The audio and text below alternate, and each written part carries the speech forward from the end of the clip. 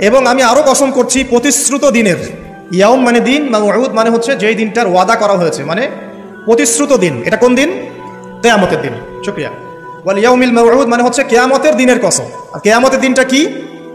একটা বাক্য উত্তর হচ্ছে ইয়াউমা লা তামলিকু নাফসুন লিনাফসিন শাইআ।